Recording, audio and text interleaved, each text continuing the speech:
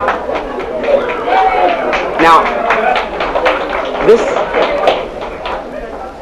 we're going to have a question and answer period so we can answer some of your questions on this. If you have any, I want to give you an opportunity to ask them.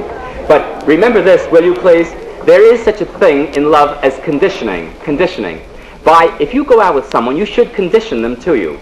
And you can create a love that way. But remember, it'll take a little time, but you'll always accomplish it. If you're a man and you go out with a girl, and every time she's with you, you treat her as if she were somebody. That is, when you're with her, she feels better. Her sense of ego, her sense of face, of importance is increased.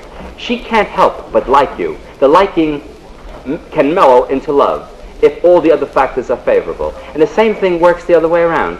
It's little tiny acts of kindness that bring people together and that keep the love growing. I'm thinking, for example, when you speak of, of things you share in common and little acts of kindness, a married couple decided, Jewish, newly rich couple decided to go for culture in a big way. They started to go to parties where all sorts of cultural subjects were brought up. They came to one party and they were talking about music, and the names Bach, Beethoven, Mozart were mentioned. So the wife said, "Mozart, I know him very well. Every day I see he gets on the number 5 bus and goes to the beach." Well, an embarrassed silence settled over the entire assembly.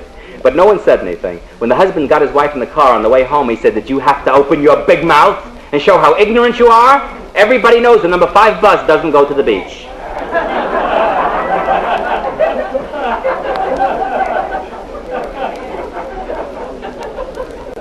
Now,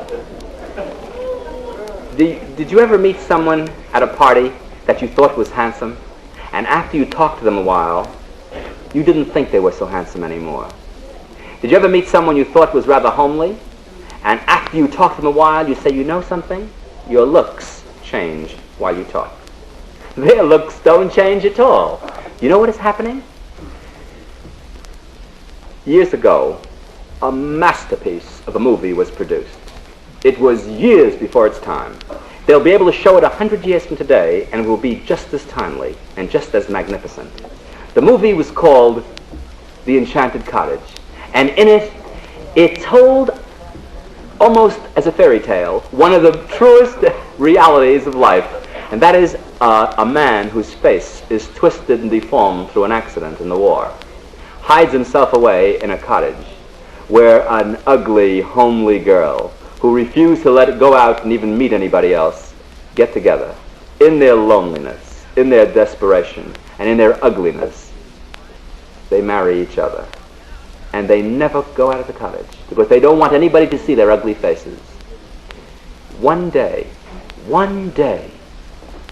as they looked into each other's eyes, gone, completely gone, was the deformity, the twisting, the crookedness. Gone was the ugliness, gone was the homeliness, and in its place, she had the most radiant, lovely, angelic face, and he had the most handsome appearance you could possibly imagine. They looked at each other, and they knew a miracle had happened. They felt that it was due to the enchantment of the cottage. They invited all their family and friends for the first time in years to come to their home for a party. They were going to surprise them, because at midnight, when the guests were all gathered, they were going to take each other arm in arm, walk down the stairs, and let everyone who had seen them when they were ugly look at their new radiant beauty. When the magic moment came, they took each other tenderly, arm in arm, to go down the steps. Everybody looked at their faces and turned away with the same pity. They could not understand it. Why did everybody see the same homeliness, the same ugliness, the same crookedness, when they could see only beauty in each other? This was surely an enchantment. What they didn't know was that love had woven the enchantment by their tenderness, by their thoughtfulness, by their adoration for each other, and for the kindness that each one gave the other, for the strength and the happiness that each one contributed to the other. They became enormously beautiful in each other's eyes, but no other eyes could see that beauty. Now, this isn't a fairy tale, because we all can do it. We can weave an enchantment. That is why someone may look at you and say, my God, what a schmendrick. They see nothing in you. But when you talk to them, and when you are with them, and when you treat them in a certain charming way, you become enormously good looking. And so the enchantment is woven, just as love is developed, in exactly the same way. So this is the only fairy tale that has its truth in reality. Not the stories of the Prince Charming coming to wake up the sleeping princess. Forget about that. Now, one more thing. Please make a distinction between sex and love. Sex is a passionate interest in another body. Love is a passionate interest in another personality and what they are. Sex craves fulfillment, satisfaction. Love craves only fulfillment. You can force a person to sex. You can never force him to love. You can buy sex. You can never buy love. Sex expression, of course, on the human level, is always most satisfying when it comes as an expression of true love. This is the epitome of sex expression, when it comes through love, rather than just for physical gratification. But many people can never think of whiskey without soda. Some people can only think of whiskey straight. Some can only think of soda straight. Some people can think of sex straight. Others can't think of sex without love. You see, it's a question, again, of attitude and what you find in the particular thing. So don't confuse lovemaking with love. There's a difference between petting and loving. Why is it that men seem to be the aggressor and women always seem to be running away and saving their chastity? Why don't men save their chastity? Well, first of all, it's a social thing. And secondly, why is it a social thing? It's no accident. A woman becomes pregnant. That's the answer. A man doesn't become pregnant. Not yet. I'm working on it. You know the story about a girl at college? She was found to be pregnant, so she was sent to the dean's office. The dean said, is it one of the boys in the college? She said, yes. Which one? She told them. They sent for the boy. And the boy came in, they said, you see that girl? He said, yes. She says she's pregnant. Yes. She says, you're the father. Yes. Is it true? Yes. He says, what are you going to do about it? He says, I apologize. You see, that's why men have the attitude about sex that they do and women do not. Because what are the consequences to a man? I apologize. You see, the attitude is rooted in reality. Here, since a woman has to give birth and a man does not, there you have the attitude. It's like one girl said, she was out on a date with a very aggressive man, whom she called a wolf. Her mother ordered her to be home by midnight. She says, that was 4 hands I had to watch. You want to think about that one a little longer?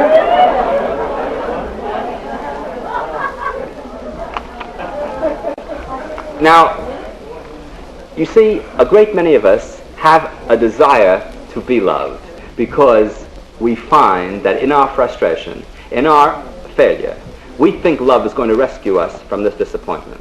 That's true. Because we feel that love gives us a feeling of comfort, security. And you know what this really is? It isn't a search for love because you want to love someone and give them something, but because you're trying to escape from your own inadequacy. Ask yourself, when you're searching for love, why am I searching for it? Is it because I crave true fulfillment, or because I'm trying to escape from a neurotic existence where I'm anxious and frightened of life? That's an interesting question to answer. Also, remember, have a little sense of humor about it. If you lose a sweetheart, forget it. There are lots more around. There's no one and only for anyone in this world at all. If you lose one, you can build a better one, a greater one.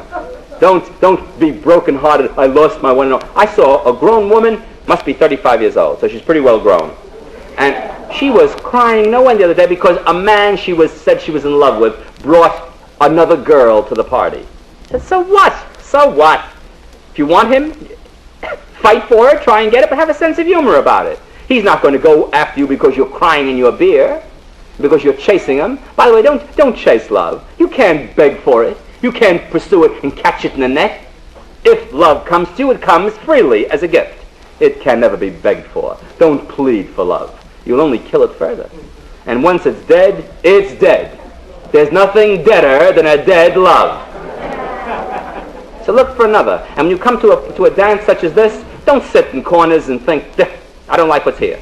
Look at all these beasts. Or apes. So there's no men and women here, only beasts and apes. Don't say that. Practice your social talents. Dance with people when they ask you to. Ask them to. Practice being a person. And if they strike you as stupid or uninteresting, you can always drop them. But after all, don't drop too quickly. They may have friends. Find out.